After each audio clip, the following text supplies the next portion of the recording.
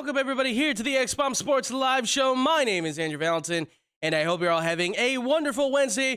We are, of course, coming to you live here from the Illinois Media School here in Lombard, Illinois. Again, wherever it is for you, ladies and gentlemen, day or night, I hope it is just right. And with me, unfortunately, is not Mr. Drew Gwellum, but I still have the fantastic, the wonderful, the most amazing man in the entire world with one of the most amazing beards ever to grace this planet, Mr. TJ Knacker. TJ, how you doing, man? Doing all right. It's a great Wednesday, and finally it stopped raining out here, so I'm great.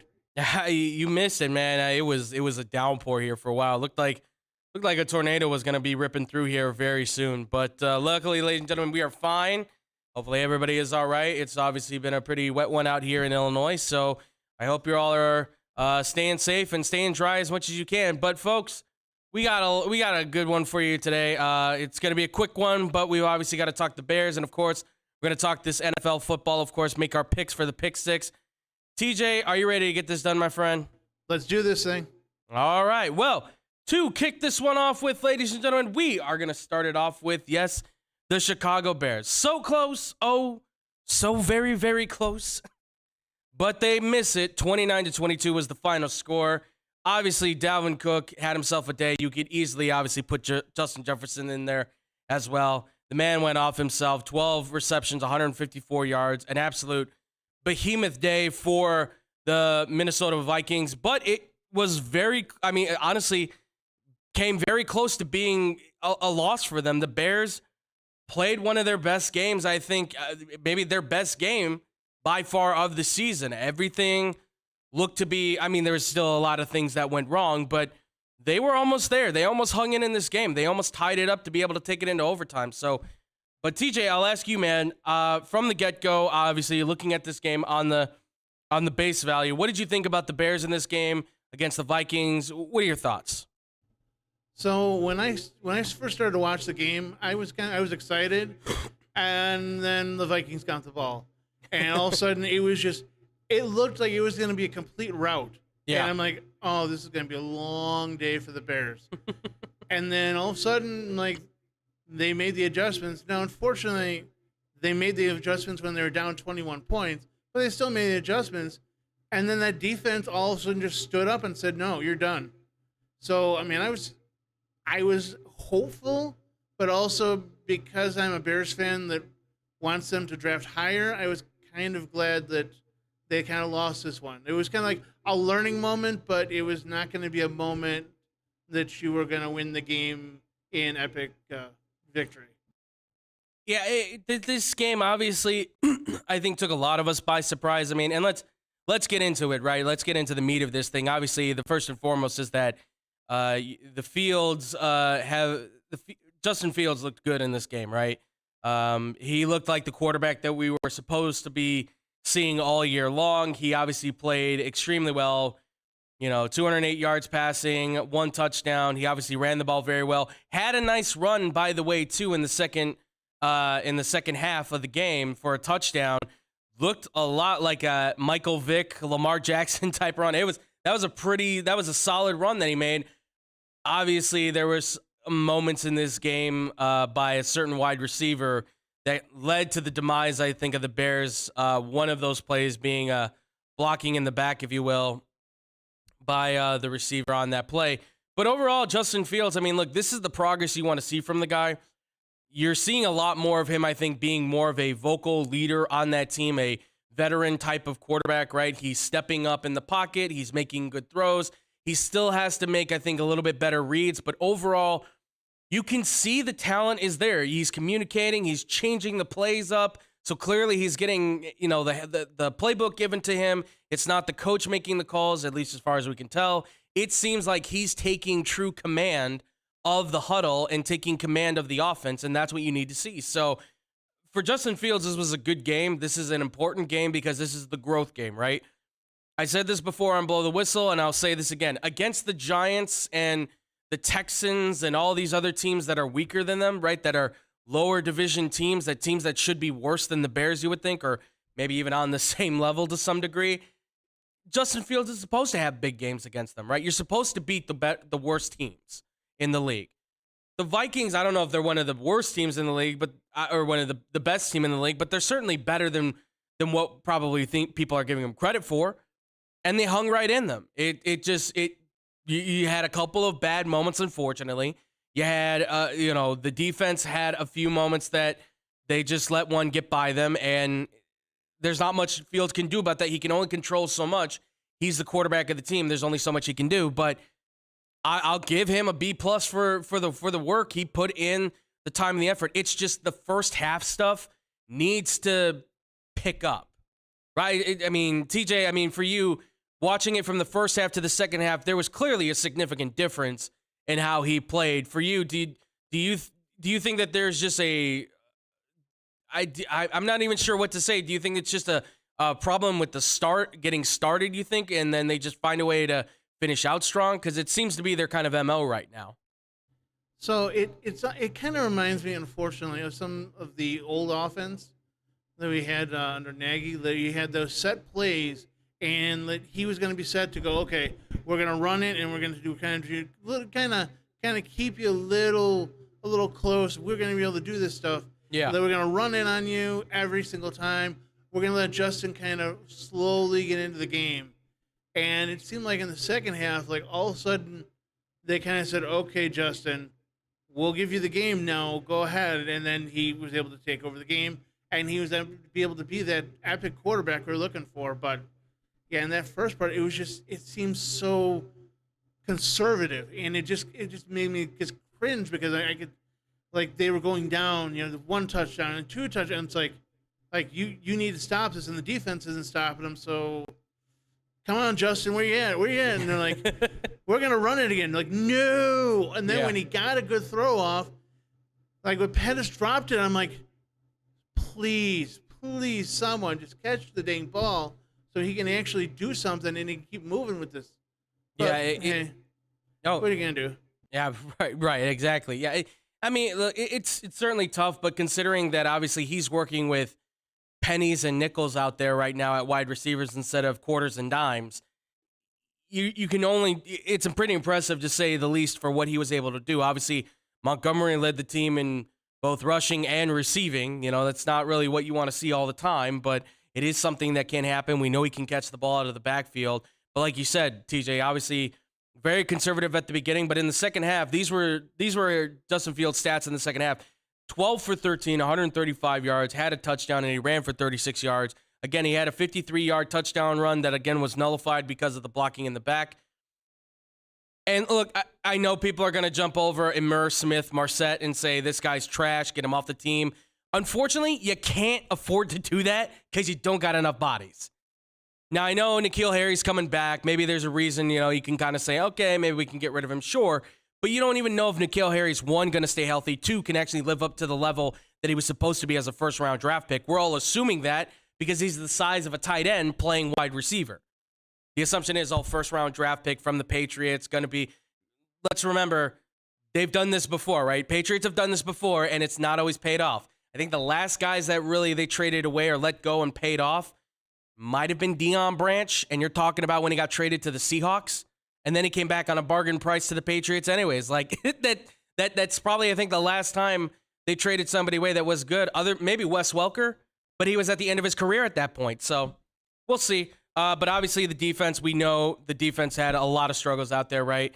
And what did they need? They needed Jalen. They just need Jalen, man. They needed Jalen Johnson to step up because obviously Justin Jefferson had a day. Again, 12 receptions, 154 yards. He didn't get in the end zone, but he moved the ball at his will. He was 10 for 10 at the half. Now, the defense did a good job kind of controlling him. Obviously, he only got 2 receptions after that, but he already had such a giant start at the beginning, and those 2 receptions were still big yardage plays that moved the ball for the Vikings. I mean, that's in key importance, and they were doubling him as much as they possibly could to try and make plays. So I can't blame Jalen Johnson for doing what he did. Obviously, I can't blame him for doing what he did. He was injured, so there's not much you can really do about that. But obviously, I can't blame the Bears for doing what they did. They had no choice. You have to try and stop him or at least slow him down. But on top of that, I mean, TJ, I'll ask you this. Obviously, we know that this Bears team has always really built itself upon having a good defensive line and getting pressure, but it didn't feel like they were doing that against Kirk Cousins. Does this defensive line maybe need a little bit of a shakeup, you think, to get more pressure on quarterbacks? Or is it just like this is the best we've got and we can't really do anything else with it? What do you think about that? I like this defensive line as a starter. Like it seems like it needs more pieces. It's tolerable for right now, but they're not getting to the quarterback. It's just, I mean, I miss those old Bears teams that they were blitzing and there were guys flying around. The quarterback, couldn't see his wide receivers. So I think they're very serviceable. Mm-hmm. I think is what I'll say for them is that they're okay, but you definitely need to upgrade it. And so I think if they would and they upgraded in those defensive linemen, I think you'll see those corners be able to have a little more time to make reactions to the balls that are thrown over them. Yeah, I agree. I agree with that. I think this defensive line is good. I do think that we're going to get into it here in a little bit, but I think there are some things you can look into for the defensive line that maybe you can move off of, maybe make some changes here and there. Justin Jones was a fine pickup. It wasn't like you spent a lot for him, obviously.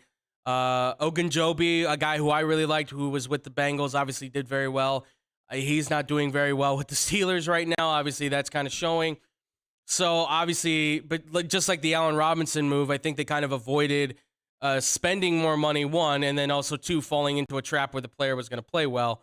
So, but I agree with you. I think more pressure from the defensive line, getting more work at being able to you got to be able to pressure a quarterback like Kirk Cousins. And I know it's not prime time, right? We know prime time Kirk Cousins is probably at his worst. He can't play under the lights. But Kirk Cousins that plays on Sunday seems to be the guy that can get it done.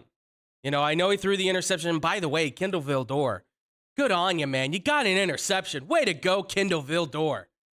I've got to be honest. I heard a caller on Mully and Haw say that he was amazed at the magic trick that I think Eberflus pulled off. I think it was on being able to make Kindle Vildor look like a competent number 2 cornerback in the NFL. He's doing a decent job. He's not doing terrible, and that was a good interception. He jumps the route, he gets in front, he gets the turnover, gives the Bears momentum. That was a solid play by him. The other guy that's obviously, though, somebody that I think still needs work, but he's getting there, I think, is Kyler Gordon, right? They're targeting him a lot. He's a rookie. You saw it on that Adam Thielen play. I don't know how many people saw it where he's on Adam Thielen. Thielen caught the pass just up the field, and obviously, if we were saying on Blow the Whistle on the radio show on Monday, 2 to 4 p.m. Central Time, check it out, folks, myself, David, and Tyler, we were talking about that, how if Kyler Gordon's not like another foot up on the route, it's probably getting picked off or at least batted down, right? But instead, I think what happens is Kyler Gordon's relying a lot on his athleticism to be able to overcompensate for the fact that a veteran like, Thielen is so smart, very intelligent, very good route runner, probably one of the best in the league. You're not going to beat him when he's running such a crisp route. He's going to beat you. Even he's not faster than you, but he can beat you with that quickness, that ability to turn. You have to be able to learn how to hang on a guy's hip, read his body language, see how he steps. That's what's killing guys like Jalen Ramsey and Trayvon Diggs. They're great corners, but what kills them is that they get stuck at the line because the guy jab steps, goes left, right, left, and then cuts to the inside or cuts back outside and makes a move, and then they're kind of getting beat. That's what will kill you even those guys that are top corners. So it's important that obviously these guys start to learn how to get better. I can't blame Jalen Jones for what happened out there. What can you do? You got stuck on Justin Jefferson. You were kind of dead in the water to begin with. I don't know, but the defense overall, I mean, it's getting there. This was not a great performance, but it was better than what we saw in the previous week, I would say, where they were missing tackles, and then the week before where they were really missing tackles. Consistency needs to be there with this team as a whole. But I'm sure, TJ, you heard the news in Carolina. A head coach by the name of Matt Rule got fired, which now obviously leads to the idea for every NFL team to say, so there's a fire sale going on. So now the question that's been posed all around Chicago at this point, Do the Bears have any chance of possibly landing wide receiver DJ Moore from the Carolina Panthers? Because it sounds like everybody and their mama is calling about the Christian McCaffrey, DJ Moore, Brian Burns, the linebacker from them, Shaq Thompson, Derek Brown. They're calling for everybody that's there. Everybody that's there. But it's also been predicted that the Bears will also be sellers. And this is where it's going to lead into my next topic of what I'm going to talk about here for the Bears here. But TJ, I want to ask you, I mean, do you think the Bears should be, they're predicted to be sellers. Do you think they should be sellers? I know we've talked at length about Smith and obviously Quinn, and I've been vocal about those guys myself personally. But do you think that those guys like Roquan Smith, David Montgomery, Robert Quinn should be sold along with anybody else? Or do you think the Bears should stay with what they have? And do you think that they should even look to acquire a guy like DJ Moore right now, like aggressively? Or do you think they should just stay and wait to see what happens? What do you think? So I would like to see the Bears honestly be sellers. I'm not one of those with a quintessential like a Bears fans that we're gonna go win the Super Bowl next year. I understand as a person who's watched sports for a while that these dynasties were not built in over one night or even one season. That everything has to be slowly built up, and you have to draft well, and you have to develop these guys. Right. So I don't know if you're going to have a David Montgomery or a Roquan. Well, I don't even know about a Roquan Smith when you are going to be that competitive. And you may even be able to just go buy him off the market when you are that competitive. So I would like to see them be sellers. If you can get DJ Moore, though, I mean, I'd have to see how much it would cost.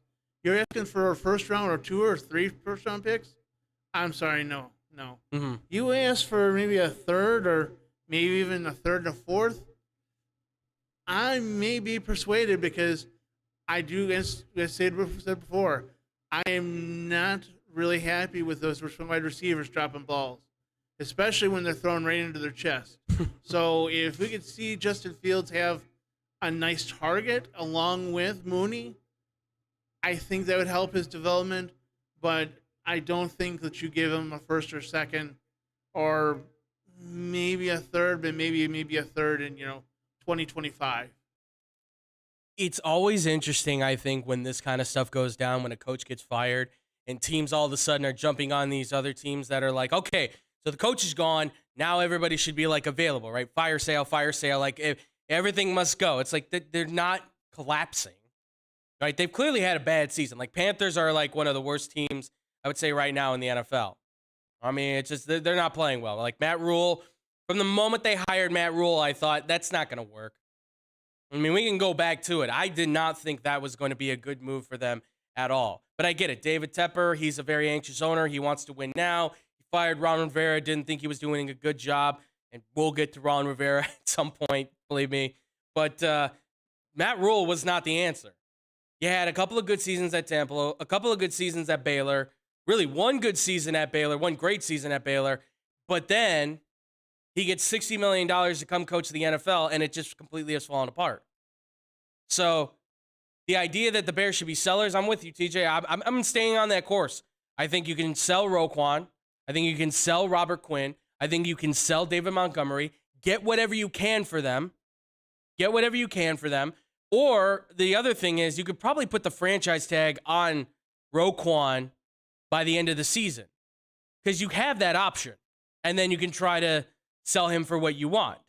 Now that franchise tag is going to probably cost a lot. Who's going to want that? I don't know. That's the big problem. And how much is he going to perform by the end of the season? That's the question. So while his stock is still low enough where people will want him for a good enough draft pick, but high enough that you can maybe still get something in like the third or possibly the second, I would do that because then I think what you can do then is flip all of that stuff potentially for DJ Moore because I don't think he's going to cost a first-round draft pick. He's, what would you say, TJ? He's not top 10, but would you say top 15 maybe for wide receivers? Yeah, I give him a top 15. I mean, maybe a 13, 14 or so. Yeah, he's a good receiver. Like I think him and Robbie Anderson had 1,000 yards once. Pretty sure. I thought they had it with Teddy Bridgewater. Don't quote me on that, but I'm pretty sure I know he had 1,000 yards a couple of times already in his career. And he's 25. He's 25. He's a very consistent wide receiver. He's very good at running routes. He's a speedster too. He's got that ability, and his hands have gotten a lot better. Like he's a really secure wide receiver at being able to run routes, catch the ball, get yards after the catch. He's got that ability. And if it's only going to cost you maybe like a second and a third, maybe it's worth maybe taking the risk, because I think next year he has a cap hit of $23 million. Well, the Bears have like over $100 million in cap next year. You can carry $23 million for next. And by the way, after that, it goes down. It goes down to $16 million and then goes down to $15 million because that's his extension. So you get less money when you're paying more money into the team, which is perfect, right? Because then you figure the salary cap goes up for the NFL, right? So then the money goes down for the Bears. You can pay a little bit more into everybody else that needs to get paid, maybe. It allows you that finance. This is where the Rams have been so good at manipulating the cap. Right now, they backload everything for everybody. Sorry, backload everything for everybody. But they have done so well with it that they know, well, when they get older, we just move on. We trade off of them, whatever the case is. They've set it up perfectly so they can manipulate the cap to make sure they have everybody that they want in place. And obviously, it's not working for them right now because they're losing. But for the Bears, this is the perfect advantage for you to take. And by the way, you don't have to fill up the whole cap space next year. Save a little bit of leverage, right? Like 15, 20 million maybe. Just for the time being. 15 to 20 million. Save a little bit of that cushion so you have something there. Because let's say Justin Fields pops off. You're going to have to talk about paying him, right? And you're going to have to figure out how much to pay him, especially if you're looking at Kyler Murray made a lot of money, Lamar Jackson made a lot of money. All these guys are making a lot of money. You're going to have to figure out how to pay him. So, but I tell you, they can find a way. And by the way, you get DJ Moore, you still have money to spend on wide receivers.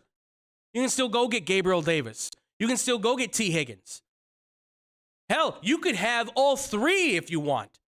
Imagine that Bears receiving core. That's a dream. That's a lot of money. But my assumption is I think Bengals will pay T. Higgins. I think they'll pay T. Higgins. I feel like Buffalo will try to pay Gabriel Davis. But if you come with the right price, he will probably leave. And pair him with DJ Moore and see what happens. With Darnell Mooney in the slot, or if you draft another wide receiver, there's a lot there. I think you have to call and explore this option, because the problem is, by the offseason, he might be worth more. Like, people may be willing to trade a lot more. Like, if I'm Baltimore right now, I'm willing to trade a first-round draft pick to go get him, right? If I'm a team that's in need of a wide receiver but is on the verge of being a playoff team, if I'm the Giants and I'm 4-1, maybe I'm trading for DJ Moore. If I'm the Dallas Cowboys, maybe I'm trading for DJ Moore to be that number 2 wide receiver to help out in that passing game. Maybe. I'm not saying that's the answer, but teams who are currently on the playoff route, who need receivers, are more willing to spend a first-round draft pick to get that top receiver, whereas the smaller teams like the Bears and stuff, they don't want to give up the first-round draft pick unless they think this guy's going to be a franchise definer, which he's good, but he's not really there. So if I'm the Bears, make a solid offer. I would even say if you want to go 2 second-round draft picks, do that.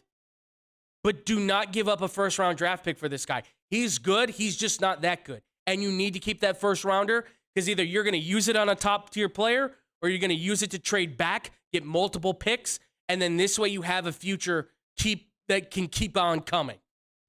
Because despite what the Rams are doing right now, do you think the Rams would be killing for a first-round draft pick? They might be. Well, you got to, if you want to do this long term, you want to win championships long term, you got to hit on your picks. You got to hit. Look at the Bills. Bills are hitting on their picks. They made a couple of big trades with Stephon Diggs and things like that. Boom. They look like they can run for a long time. Bears can do it too, but they got to make the trade or at least explore the trade and hope that they can pull the trigger. I think it's a solid move. TJ, tell me. I mean, am I wrong to say any of this? Am I potentially, you think, blinded by the love of the city to want to see the Bears team play well for the fans that still hold their hearts to this team. Am I wrong to say this? No, I mean I want them to do well also. I just don't want them to kind of jump in like, oh, we're competitive now. No. Right. No. Settle, slow row. Take a breather. Right. You need to rebuild, and you need to rebuild it right. Otherwise, you're going to have to tear it down in another couple of years, as we've learned somewhere else. Right. So I would like to see if they can get him, as I said, like for a third or fourth round. Second round, depending on how well the Bears are doing. Yes. Because if you have a high second round pick, I mean, that's almost like a first round pick, in my opinion. Right. Yeah, no, absolutely. But, well, I mean, listen, Carolina needs a lot of help. Okay. They're going to need a lot of help. And I know for one thing, whoever they're hiring as their next coach, what's going to be priority one? Quarterback. And if the Bears trade their first rounder, the way they're trending right now, they're in the top 10 of the draft. With Carolina already being in the top 10 of the draft as well, too, at this point. So they're getting 2 top 10 picks at that point. That's not a smart move. Make the best offer you can with second-round picks, maybe even throw in a third. That's a lot. I know that's a lot. But if it gets you a wide receiver like him, that's consistency for Justin Fields to see how good he's going to be. That's the opportunity to see if he can grow with this receiving core. That gives you a number one wide receiver. And we'll see how good Darnell Mooney is then with his one-on-one opportunities like we did the year before when Allen Robinson was there. And this is, I think, I'm going to say this. I think DJ Moore, even to last year and the year before that, I think he's a better wide receiver than Allen Robinson. I for the last 3 years, I think DJ Moore, maybe not numbers-wise, but I think he's been a better wide receiver than Allen Robinson. Faster, I think quicker. I think he's got better hands. That's just me. Yeah, Allen Robinson's a veteran, but I just think DJ Moore can be that guy. And he's 25. And his salary goes down over the next few years. It's hard to pass on a guy like that. You don't get that option very often with these guys because it usually goes up, not down. Not many guys that will agree to that. But let's get to the Bears here for what they've got coming up, because tomorrow is their big matchup, right? They are taking on a Washington football team, a Washington Commanders team. I forgot their name there because they're just so irrelevant. They're bad, man. They are bad.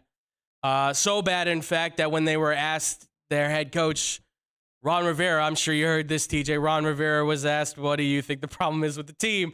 Before the question even ended, he immediately said, quarterback, which now he's had to go to Carson Wentz and apologize. He's had to talk to the team and apologize to actually explain what he meant. I think we all know what he meant, though. I think it's fair to say what he meant. But believe it or not, it's a split even on this game. God. And the over-under's at 38. TJ, is it possible this is going to be Colts-Broncos 2.0? Or is this possible? Is it really, truly possible that this can be a better game, you think? Okay, it can't. I don't think it would be a Colts Broncos again. Okay. I think that it's going to be. I'm intrigued to see, because as we've seen before, the Bears have a problem getting out in the first 2 quarters and allowing offenses to kind of run all over them, but the Commanders don't have an offense. Right. So it's kind of be like, okay, so which one's going to win? And that's why I think it's going to be even. I think it's going to be more the Bears. I think the Bears will be able to get around, Chico's defense. And I'm going to have to say it's going to have to be the under, because I think both of them are just going to flounder in the first half. And then I think the Bears will figure it out in the second half. So I'll take under, I guess. Okay. All right. I like that. Here's what's crazy. Carson Wentz, right now, he actually is tied for 5th in touchdowns in the NFL, 10. He has 6 interceptions, mind you. Okay? 6 interceptions. All right? And he has the 5th most passing yards at 1,390. That's crazy to me. Okay? That is insane to me to think that he's actually been that good thus far. All right? But mind you this, God, this is a guy that I don't think is the worst quarterback. I honestly don't think he's the worst quarterback in the world. And like you said, TJ, it's interesting because what you say with the Bears is that they start slow and then they build up. Well, Carson Wentz is all over the place because he throws more touchdowns than interceptions in the first half, but has less of a completion percentage. And then he gets better on his completion percentage, but he throws almost as many interceptions as touchdowns in the second half. So I would gauge to believe that Carson Wentz could be the guy that can get the Washington Commanders to game win number 2. So I would say I think I'm going to take Washington in on this, but I think I'm going to take them only by like 2 points in this game. I think the Bears can, if they can keep momentum going, which is going to be hard because there's a fast turnaround, but they're at home, mind you that. They're at home.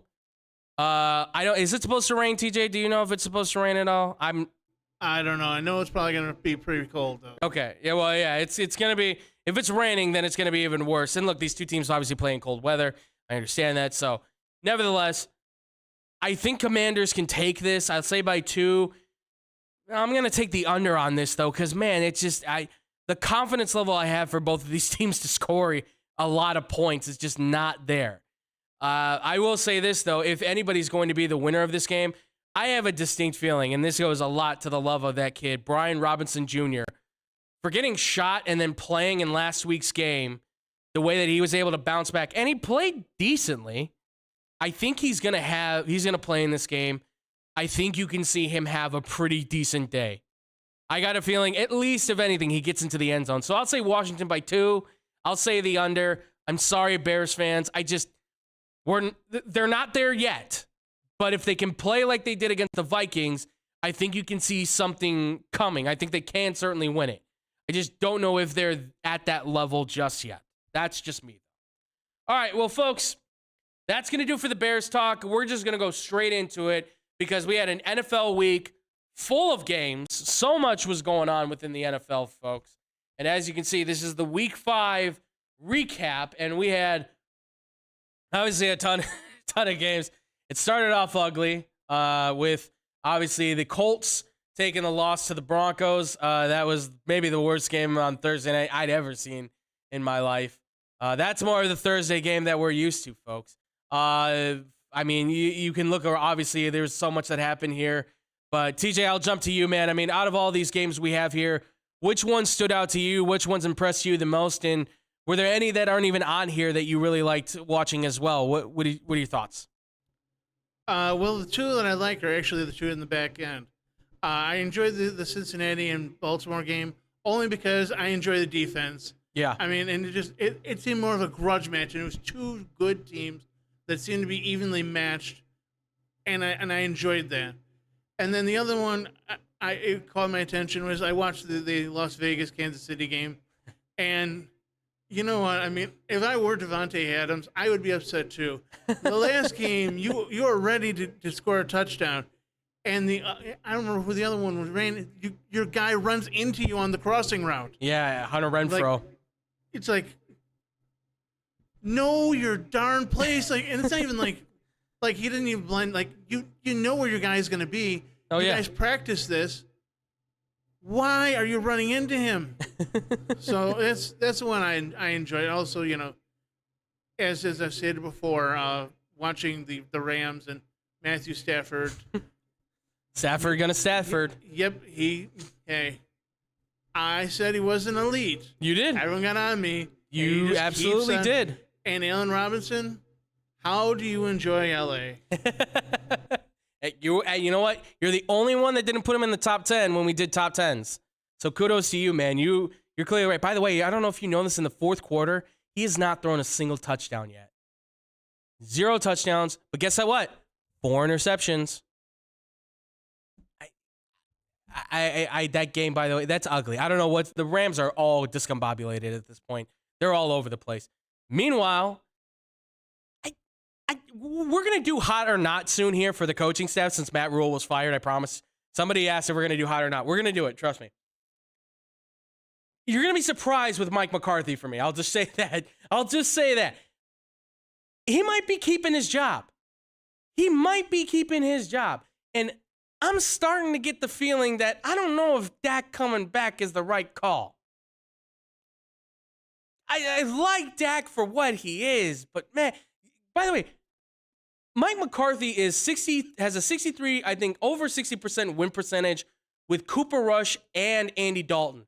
He's got us over 60% win percentage with Dak Prescott right now. It's same parallels. I'm pretty sure I think the percentages were the same. Dallas is, wow. That defense too, by the way. Micah Parsons, DeMarcus Lawrence, Trayvon Diggs, they are really stepping up their game big time. The Atlanta game, Atlanta-Tampa Bay, come on. All right, we're going to talk about the roughing the passer stuff tomorrow, a little bit more in depth, but that clearly cost the Falcons the game. But what's weird is they keep covering the spread. That's so odd to me. They have covered the spread every week. And like David is very much afraid they're going to fall ass backwards into the number 14 pick and not have a top pick in the draft because they're just going to find a way to win games at the end. But they're actually not playing bad football. Again, we're going to talk. There's some football stories we're going to talk about, but that Steelers-Bills game, nothing. I do not think Kenny Pickett's the reason why they lost that game.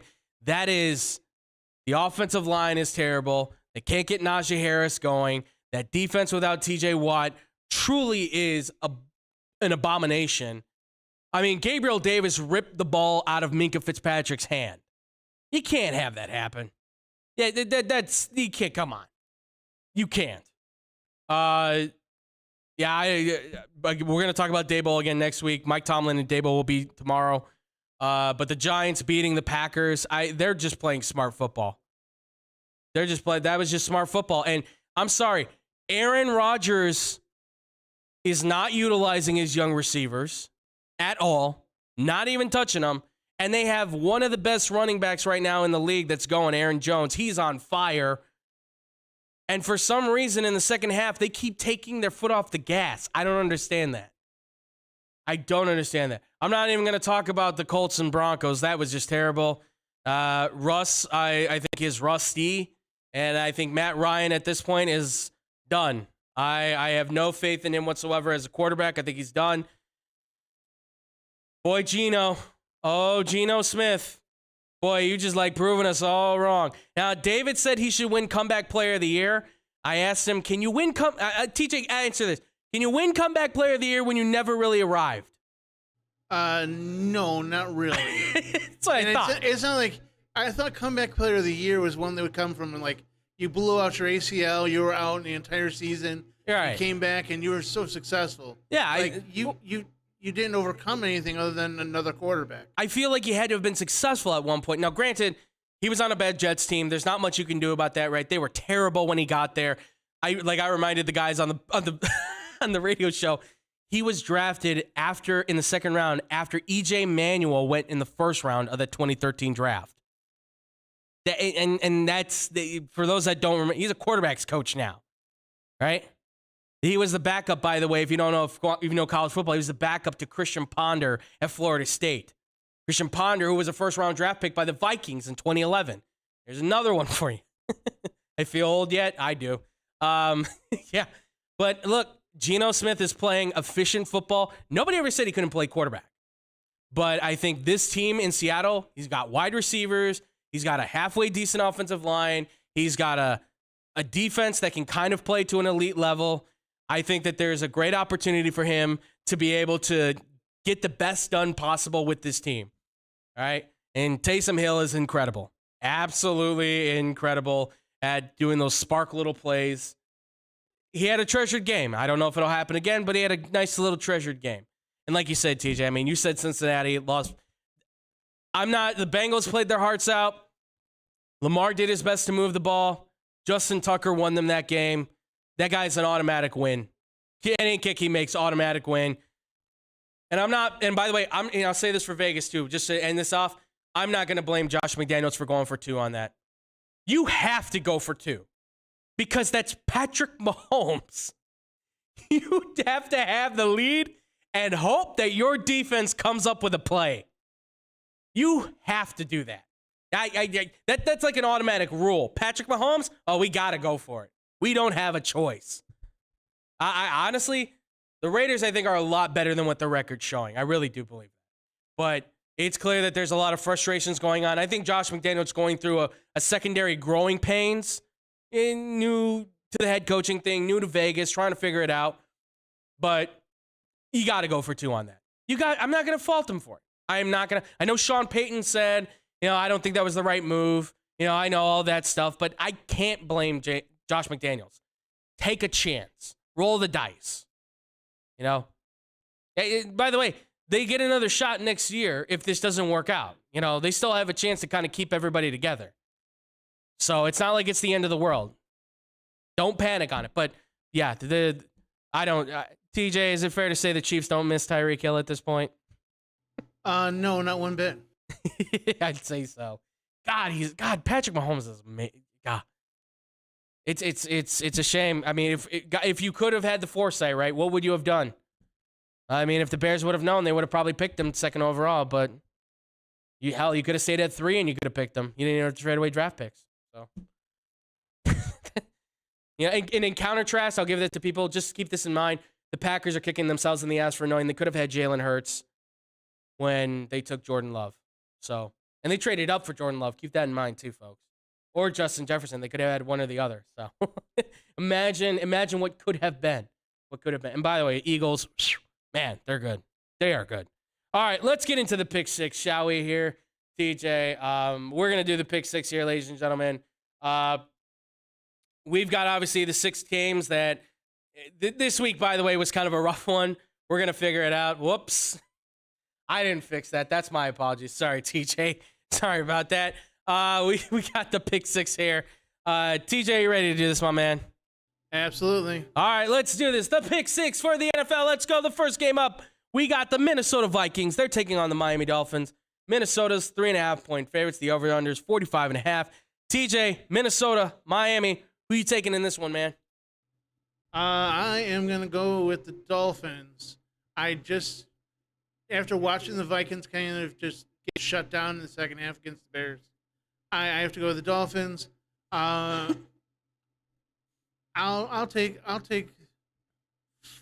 say by 5, and I'll go over on it. Okay, all right, I like that. I'm also gonna take the Dolphins. Teddy Bridgewater is still a kind of questionable. Tua is likely to be out from what we hear. He will not play in this game, which kind of, that to me as a football fan, that worries me a lot. Like, how is he doing? Okay, sounds like he's okay. He's gonna be at practice, but this is another game he's missing. That's concerning. So if it's Teddy Bridgewater, I will say I think Miami might be able to pull it off. I would say probably by like 2 points on this one. I think it hits the under no matter what. Now, if Skylar Thompson plays, the 3rd string guy, I think it's Minnesota that wins this, and I think Minnesota wins it by 5.5. But I still think it hits the under no matter what. It just, the difference is that Tua, I think, is so in tune with that offense. He makes it click. I don't know where Teddy Bridgewater is at. Can he throw the ball? Yeah, he could throw the ball.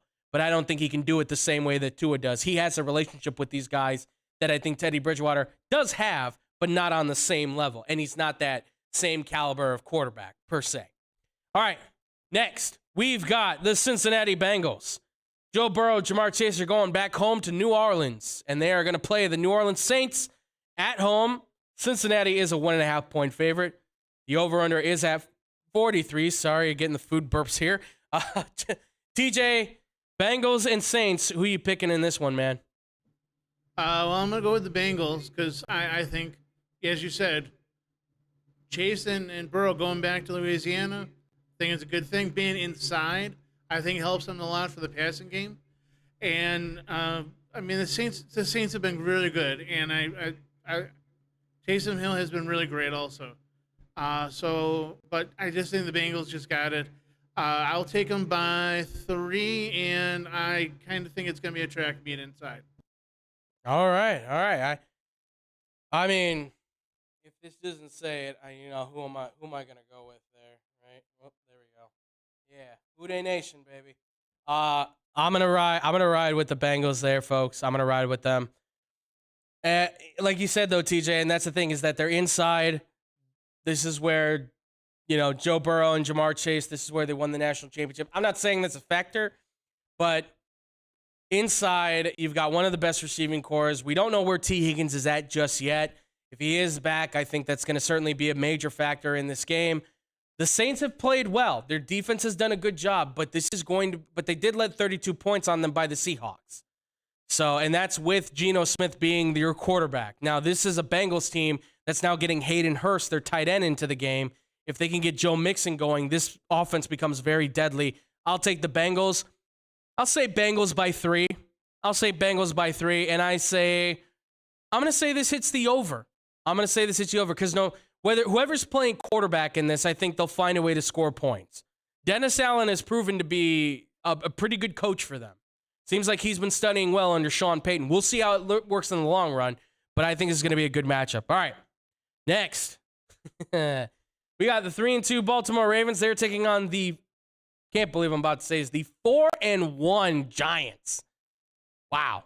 Baltimore is favored by 5, though, in this game. The over-under is at 45. TJ, Giants and Ravens, how do you see it going? As much as I enjoy the Giants winning, I got to say the Ravens. Come on. I mean, it's just a better team all around. The defense, Lamar Jackson, I'm going to go with the Ravens.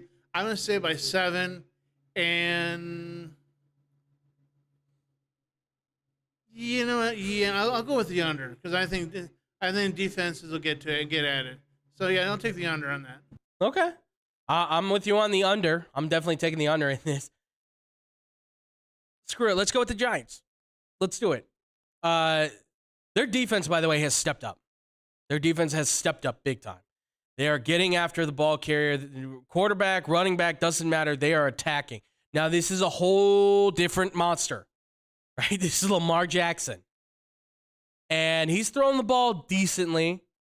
He's kind of tethered off a little bit on his passing ability here in these last few games. He's gotten tested on his ability to throw the ball, but he can kill you with his legs. If Mark Andrews is wide open, he's going to hit Mark Andrews and he can tear you up.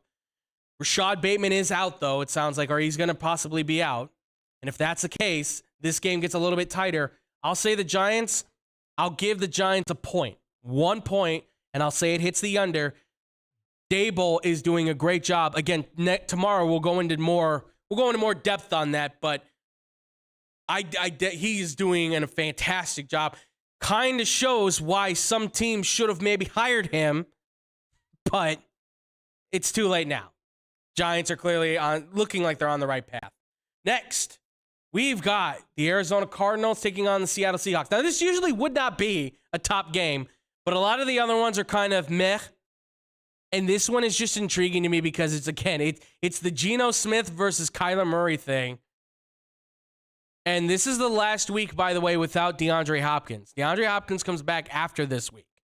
So that makes the reason why that makes this more intriguing is because this is going to be a telling sign to see where the Cardinals are at. Because it's the Cardinals, the Seahawks, and the Rams all vying for that second spot in the NFC West.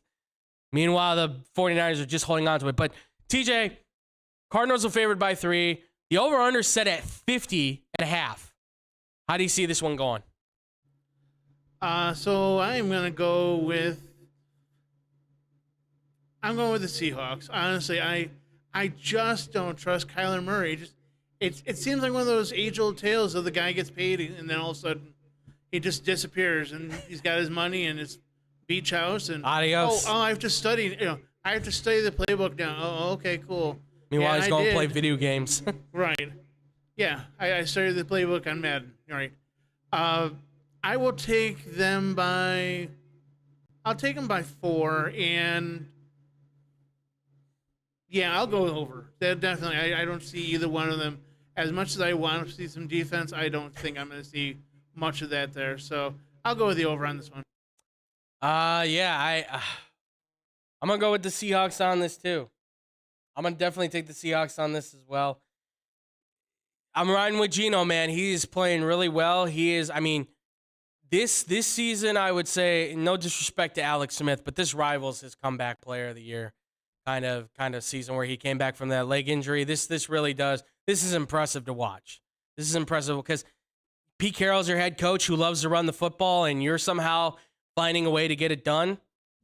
Maybe it was the system and not Russell Wilson. I don't know. Jeez, they're really making this look bad for Russell Wilson. I can tell you that right now. So I'm taking the Seahawks. I'm going to take the Seahawks by 4, I think, on this one. Or yeah, let's go 4.5. Let's go 4.5 for the Seahawks. And I'm going to take the over on this as well. I think Kyler can certainly have a game, but the Cardinals have just been too up and down. There's not enough defense, and they need DeAndre Hopkins back, I think, to kind of give that 1-2 punch with him and Marquise Brown, because they are keying on Marquise Brown. Rondale Moore has just kind of been all over the scene lately. Then they need to find a way to get him in the game as well. And they need James Conner back. I know Eno Benjamin's a fine running back, but they need to get James Conner back that can slam the ball on the goal line. They just need those weapons back for Kyler because he's trying to do it all, and he can't. So I'll say Seahawks by 4, and I'll say it's the over. Next, probably going to be the game of the week. I mean, if it's anything like the AFC Championship game, come on. It's Buffalo versus Kansas City. Buffalo is currently favored by 3. The over-under is only 54. Only. Find that hard to believe. Last time they did this in the AFC Championship game, I believe they blew through that very quickly. But TJ, it's the repeat, or not the AFC Championship game. I'm so sorry. AFC divisional game, I should have said. Jesus. It's the repeat, though. Bills and Chiefs. Do the Bills get the better of the Chiefs in this one? What are your thoughts? So I'm gonna go with the Chiefs. This just seems like another battle, and I'm excited for it. So I'm gonna go with the Chiefs. As much as I love the Bills, I'll go with the Chiefs. I'll go with the Chiefs by, I'll go 2. I think it's gonna be the 2-pointer, or it's gonna be a field goal at the end, and definitely the over. I mean, I think it could be one of those, another one that they could go into, double overtime. Oh, you scored? Okay, we have scored. And then we scored, and then we scored, and then you scored. I mean, it could go all night. So I'm going to go with definitely going with the over. God, this is a hard matchup, folks. This is really hard.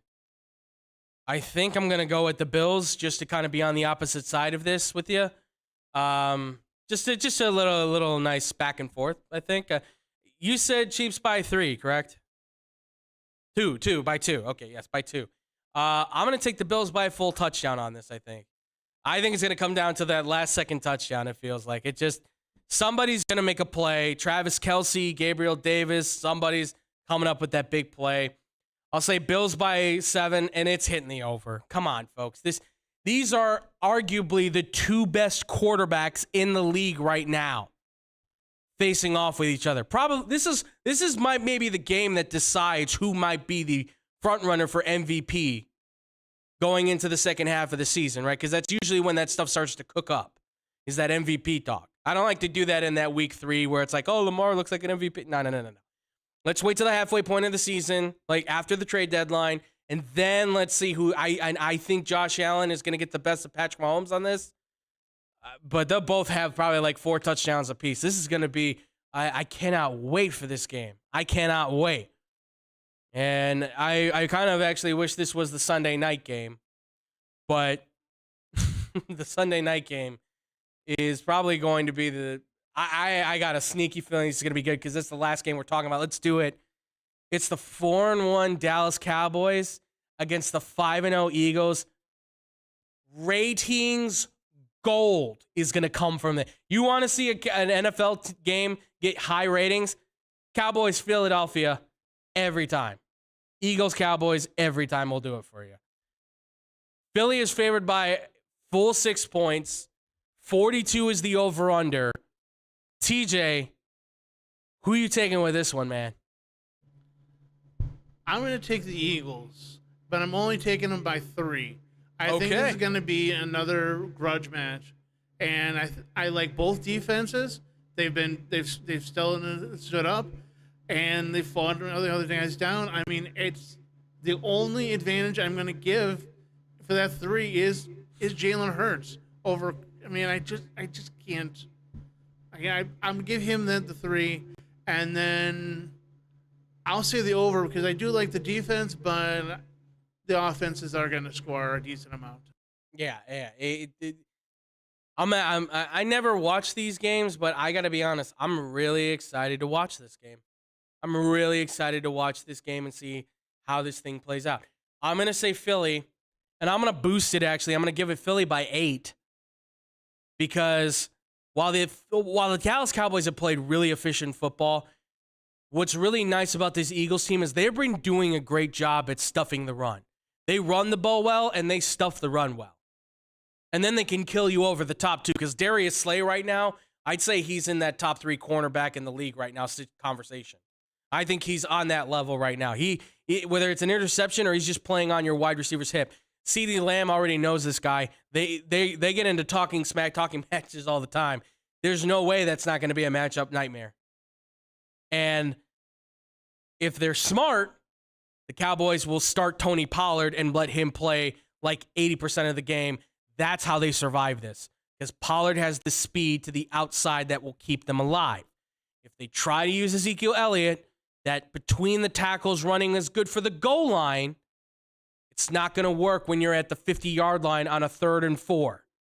He's a strong running back, but you need Tony Pollard. That speed and agility, that catching out of the backfield is important for Cooper. If Cooper Rush is going, which all signs point to he's going, Dak is trying to throw right now. He's testing it. But if he's going, you need to let Tony Pollard start. He needs to get the carries. To win this game, that needs to happen. I'm saying Philly, though, by 8, because Jalen Hurts and that entire team right now has been playing out of their mind good. And they're playing efficiently, too. And I'm going to say it hits the under, because I think Dallas will see a squeeze play on their offense a little bit. But Philly will not be able to score as many points because that Dallas defense will make some plays.